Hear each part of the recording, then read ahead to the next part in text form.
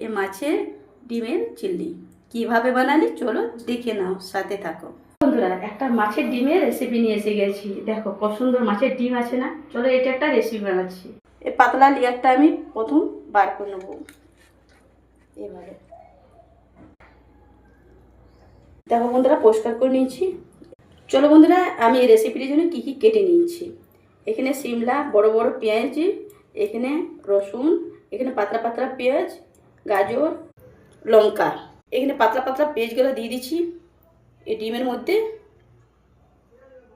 এখানে রসুন কুচি দিয়ে দিচ্ছি, লঙ্কা কুচি দিয়ে দিচ্ছি, সামান্য হলুদ দিয়ে দিচ্ছি, লবণ দিয়ে দিচ্ছি, 4 চামচ আরারোট দিচ্ছি, ফাটিয়ে দিচ্ছি।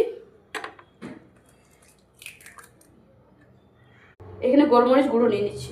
খুব সুন্দর করে মাখবো। দেখো বন্ধুরা, খুব সুন্দর করে মাখা হয়ে গিয়েছে।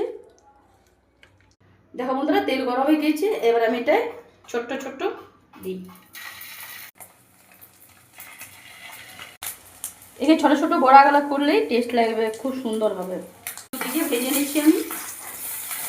বন্ধুরা, খুব সুন্দর করে ভাজা হয়ে গেছে, এবার তুলে নেব।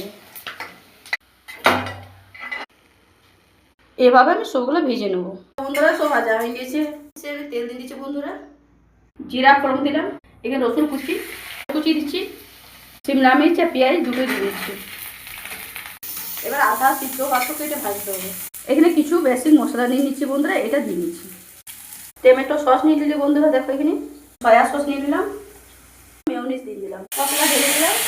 এখানে কিছুগুলো লঙ্কা দিয়ে দিলাম টুকরো, চিনি চাটনি হাফ চামচ, চিনি হাফ চামচ, আরারোট গুঁড়া।